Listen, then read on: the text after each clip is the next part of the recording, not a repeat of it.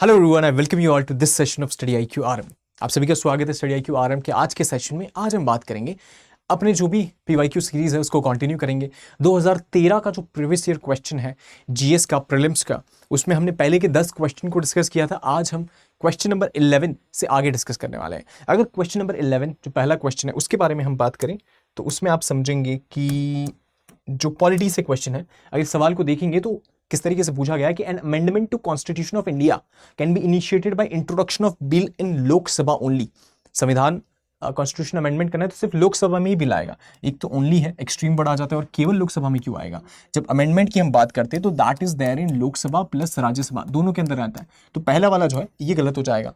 उसके साथ में आप देखेंगे कि if such an amendment seeks to make changes in the federal character of constitution, federal character में कुछ चेंजेस आने वाले, तो जो अमेंडमेंट होगा वो रिक्वायर करेगा ratified by the legislature of all the states. Extreme हो गया, ऑल द स्टेट्स नहीं है, it's the 50% of the states. Simple majority से वो कर देंगे तब वो हो जाएगा। तो दोनों ही इनकरेक्ट हो जाते हैं। तो इस केस में देखेंगे करेक्ट कौन सा है, तो नीदर वन नॉर ट्रू। उसके साथ में दूसरे सवाल की बात करें तो इस तरीके से है, जहां पर अटॉर्नी जनरल के ऊपर सवाल पूछा गया कि अटॉर्नी जनरल ऑफ जो इंडिया होते हैं उनके बारे में 4 स्टेटमेंट है कि वो प्रोसीडिंग्स जो होती है लोकसभा उसमें पार्ट तो लेते हैं। उसके साथ साथ वो लोकसभा में बोलते भी हैं। उसके साथ साथ में वो वोट करते हैं इन द लोकसभा, वोट नहीं कर सकते वो, राइट। तो आप फोर्थ वाले ऑप्शन को हटा देंगे तो ये गया। आप देखेंगे 1 और 3 उसमें होना चाहिए, तो 1 और 3 आपको इन दोनों में देखने को मिलेगा, ये भी गया। एंड उसके साथ में be a member of the committee of the Lok Sabha, या he can be the member of the committee of the Lok Sabha, he can be the member. तो इस कॉन्टेक्स्ट में अगर हम देखेंगे तो ये भी सही हो जाता है। तो ऑप्शन सी इज करेक्ट। उसी के साथ में तीसरा क्वेश्चन है कि with reference to the usefulness of the by products of the sugar industry, जो शुगर केन इंडस्ट्री है उसके जो बाई प्रोडक्ट्स है उसके इस्तेमाल की अगर बात करें तो कौन सा सही है? जैसे बैगेस है, बैगेस मतलब शुगर केन है, आपने देखा होगा गन्ना है। अब गन्ने में जो एक्सट्रैक्ट है, जूस निकल जाएगा, शुगर केन जूस, उसके बाद में जो भी वो प्रोडक्ट बच जाता है, बाई प्रोडक्ट बच जाता है, राइट, वो गन्ना वाला जो पार्ट, उसको हम बैगेस बोलते हैं, राइट। उसके साथ में जो जूस निकला है उसको और ज्यादा क्रिस्टलाइज करेंगे तो उसके बाद में मोलासिस बनता है, ये मोलासिस हो गया। अब उसके बारे में अगर बात करें तो जो बैगेस है ये यूज किया जा सकता है बायोमास फ्यूल में for generation of electricity, as a biomass fuel, हाँ आप उसको यूज कर सकते हैं, ये तो सही है। उसके साथ में मोलासिस की अगर बात करें तो can be use as one of the feedstock for production of synthetic chemical fertiliser. अब सिंथेटिक केमिकल फर्टिलाइजर में कैसे यूज होगा? बिकॉज दिस इज, अगर आप देखेंगे सिंथेटिक केमिकल फर्टिलाइजर मतलब NPK है ना, ये एलिमेंट्स उसमें होने चाहिए, जबकि आप देखेंगे मोलासिस में ये चीज नहीं पाई जाती है। तो इस कॉन्टेक्स्ट में और केमिकल और सिंथेटिक ये तो मेल नहीं खा रहा है, तो ये जो है ऑप्शन 2 इनकरेक्ट हो जाएगा, ऑप्शन 1 करेक्ट है, राइट। तो ये दो एलिमिनेट हो जाते हैं, हमारे पास ये बचा। अब तीसरा देखना है हमें कि molasses can be used for production of ethanol, ethanol के लिए यूज किया जा सकता है, बिल्कुल यूज किया जा सकता है, राइट। ये चीज हमको समझ में आती है। तो 1 और 3 इज करेक्ट, ये चीज हो गया। उसी के साथ में यू कैन ज्वाइन दिस, ये टेलीग्राम चैनल आप यहाँ पे कनेक्ट कर सकते हैं, मैड लाइफ स्टडी आईक्यू, जहाँ पर आपको ये सारे डिलीवरेबल्स मिल जाएंगे। बहुत कम व्यूवर्स होते हैं जो एक्चुअली जाके टेलीग्राम चैनल पे ज्वाइन करते हैं। So I highly urge and request you guys to please go and join Telegram channel, so that आपको टाइमली अपडेट्स मिलते रहे। जूम सेशन हम कंडक्ट करते हैं, उसके ऊपर आपको अपडेट्स मिलते रहे। जो आपके डाउट्स हैं आप सारे वहाँ पर पूछ सकते हैं, 1-on-1 डिस्कशन होगा, उसमें आप पूछ सकते हैं। उसी के साथ में सेशन में कंटिन्यू करें तो चौथा सवाल आता है कि जब लेंथ ऑफ, मतलब दिन का समय और रात के समय में जब वेरिएशन होता है, कभी दिन बड़ा हो जाता है, कभी रात बड़ी हो जाती है, ये जो होता है सीजन टू सीजन, ये क्यों होता है? सीजन टू सीजन की बात की जा रही है, व्हाई इट हैपेंस। तो अगर आप देखेंगे कि you will find, let's say ये सन है, राइट, यहाँ पर आपको अर्थ देखने को मिलता है। अब अर्थ ऐसे देखने को मिलेगा आपको, तो यहाँ पर ये जो पार्ट होगा, जब आप जून का समय देखेंगे तो यहाँ पे बहुत ज़्यादा सनलाइट है, फिर ये यहाँ पर मूव करके जब यहाँ पे आएगा तो सेम इसी तरीके से आपको देखने को मिलेगा, अच्छा यहाँ पे बहुत ज़्यादा सनलाइट है, यहाँ पे बहुत ज़्यादा सनलाइट देखने को मिलेगी, राइट। तो यहाँ पे देखेंगे कि यहाँ पे दिन बड़ा होगा, डे बड़ा होगा। इंडिया के कॉन्टेक्स्ट में अगर आप बात करें नॉर्दर्न हेमिस्फीयर में, यहाँ पे आप देखेंगे कि नॉर्दर्न हेमिस्फीयर में नाइट बड़ी हो जाएगी और सदर्न हेमिस्फीयर में दिन बड़ा हो जाएगा, नाइट बड़ी हो जाएगी। तो ये क्यों हुआ? This happened because of the earth का रोटेशन ऑन इट्स एक्सिस, कि वो खुद के एक्सिस पे रोटेट कर रहा है, सिर्फ उसकी वजह से हुआ। ये तो गलत हो जाएगा कि अर्थ रिवॉल्व कर रहा है around the sun in elliptical manner. Elliptical manner में इससे क्या मतलब है? इलिप्टिकल मैनर से अगर आप देखेंगे तो latitudinal position of the place, कि उसका लैटिट्यूड में क्या पोजीशन है, ये भी रीजन नहीं है। Revolution of earth on it's tilted axis, कि अर्थ का टिल्टेड एक्सिस है, इसके अराउंड ये रोटेशन नहीं, रेवोल्यूशन, कि पूरा घूम के जा रहा है, इसलिए सीजन टू सीजन चेंजेस है। तो D is the correct answer, that we can see. उसी के साथ में 5th क्वेश्चन आ जाता है, जिसके बारे में हम बात करें तो दैट इज नर्मदा जो रिवर है ये वेस्ट को फ्लो करती है, जबकि बहुत सारी अदर जो पेनिनसुलर रिवर्स है, पेनिनसुला में अगर आप देखेंगे तो पेनिनसुला में बहुत सारी रिवर्स है, वो यहाँ पे इस तरीके से फ्लो करती है, लेकिन नर्मदा ऐसे फ्लो कर रही है। ऐसे क्यों कर रही है ये, why it is flowing that way?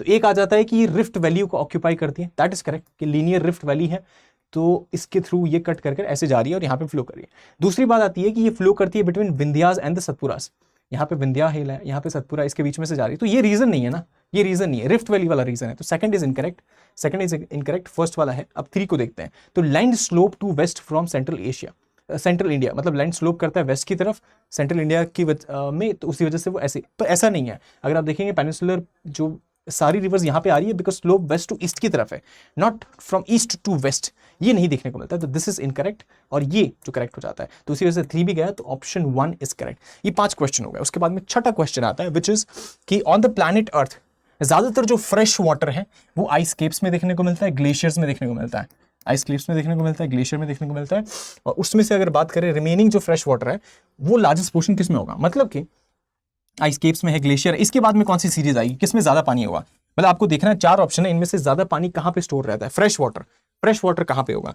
तो एटमॉस्फेयर में होगा एज मॉइस्चर एंड क्लाउड्स, कि बादल में होगा, मॉइस्चर में होगा, वहां पे नहीं है। Is found in fresh water lakes and rivers, lakes and rivers में हो सकता है, अच्छा वहां पे भी नहीं है। आप देखेंगे ग्राउंड वाटर है और सॉइल के मॉइस्चर है, सॉइल के मॉइस्चर में बाद में है, ज्यादा हमको ग्राउंड वाटर में देखने को मिलता है, तो ग्राउंड वाटर है, इसको नोट करना है। और ये पीवाईक्यू बहुत बार रिपीट हुआ है, 2-3 बार ये क्वेश्चन है रिपीट हुआ है, यूपीएससी का थीम है वाटर डिस्ट्रीब्यूशन के ऊपर, तो इसको जरूर नोट करना है, ये चीज हो आता है। 7वां क्वेश्चन आ जाता है पैर्स के ऊपर, बात करेंगे हम कि नोकरेक है, नोकरेक मतलब मैच तो फॉलोइंग है कि नोकरेक है ये गारो हिल्स के अंदर है, लोकतक लेक है ये आपको बैराल रेंज के अंदर देखने को मिलेगा, नामडाम्फा है ये आपको डाफला हिल्स में देखने को मिलेगा।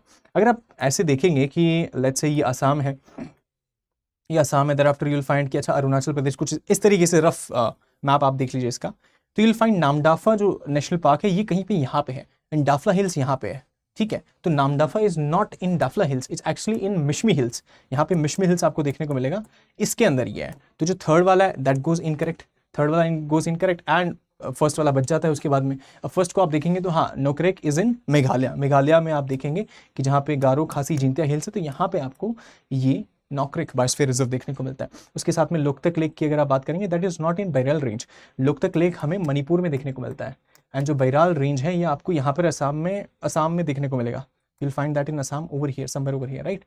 तो ये भी इनकरेक्ट हो जाता है, so that's why option 1 seems to be correct. उसी के साथ में नेक्स्ट क्वेश्चन आता है, you have to consider the following statement, जहां पर आप देख रहे हैं कौन सा रिस्पॉन्सिबल है फॉर डायनेमिक चेंजेस, अर्थ के सरफेस पे बहुत बड़ा डायनेमिक चेंजेस आ रहे हैं, कौन सा रिस्पॉन्सिबल है, इलेक्ट्रोमैग्नेटिक रेडिएशन है, ईएम रेडिएशन है, हाँ this seems to be responsible, dynamic changes है, मतलब बहुत ही ब्रॉड टर्म को इस्तेमाल किया गया है। जियोथर्मल एनर्जी है दैट ऑल्सो, कि इसकी वजह से बहुत ज़्यादा एनर्जी रिलीज हो रहा है, तो कुछ चेंजेस हमको देखने को मिलते हैं उसकी वजह से। ग्रेविटेशनल फोर्स है, ऑब्वियसली इसका रोल होता है। प्लेट का मूवमेंट है, इसकी वजह से डायनेमिक चेंज पूरे प्लेट ही मूव हो जाते हैं। रेवोल्यूशन ऑफ अर्थ होता है, तो उसकी वजह से हमको टाइड्स, ये सारी चीज़ें हैं। डे एंड नाइट में भी हमने जैसे पिछले क्वेश्चन में देखा शिफ्ट देखने को मिलता है, तो उसकी वजह से डायनेमिक चेंजेस क्लाइमेट में, एटमॉस्फेयर में देखने को मिलते हैं। And rotation of earth obviously उसकी वजह से भी देखने को मिलता है कि कैसे चेंजेस हमको देखने को मिल रहे हैं, डे हो रहा है, नाइट हो रहा है, वो सारी चीजें।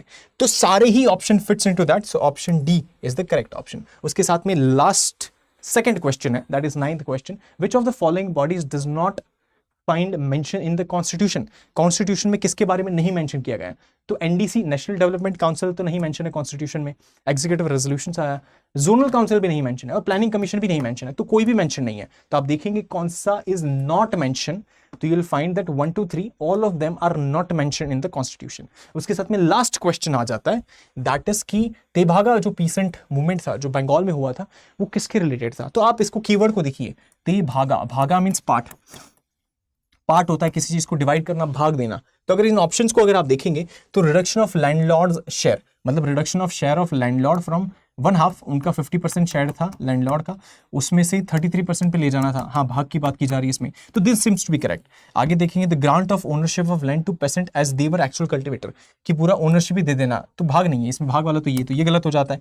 अपरूटिंग ऑफ जमींदार को पूरी तरीके से हटा देना, ये भी नहीं है। डेट फॉरगिवनेस की ये भी नहीं है, मतलब भाग तो यहाँ पे देखने को मिल रहा है, तो this seems to be correct कि एक्चुअल में ये था 50% से 33% पे लाना था उनका जो ओनरशिप था। तो ये सारे क्वेश्चन को हमने डिस्कस किया कि 2013 के 1 से 10 क्वेश्चन को डिस्कस किया, ये 11 से 20 नंबर के क्वेश्चन थे। This was lecture 2 and daily we will be reading this session. तो अगले वाले सेशन में क्वेश्चन 21 से 30 को हम डिस्कस करेंगे डिटेल में। This all series they are very important for exam. PYQ जो भी एनालिसिस है ये बहुत सिग्निफिकेंट है, आपको हेल्प करेगा आपके एग्जामिनेशन में, because PYQ and syllabus are amongst the most important thing जो आपको सबसे पहले करना चाहिए जब आप यूपीएससी के बारे में सोच रहे हैं कि नेचर ऑफ क्वेश्चन कैसा है, उसको कैसे टैकल करना है, क्या स्ट्रैटेजी है, वो सारी चीज़ों पर हम डिस्कस करते हैं। तो 20 क्वेश्चन अभी तक हमारे हो गए हैं। उसके साथ में mad life study IQ Telegram channel पर आप जुड़ सकते हैं, ये सारे डिलीवरेबल्स मिलेंगे। एंड आई होप इन विच आपको वीडियो पसंद आया, अगर पसंद आया तो do like share subscribe and share with your friends and fellows जिनको इन वीडियो से कुछ हेल्प मिल सके, वैल्यूज मिल सके, जो आपके कॉलेज में है और कहीं पे आपके कॉलीग्स हैं उनके साथ जरूर शेयर करें। Thank you so much for watching, see you in the next video.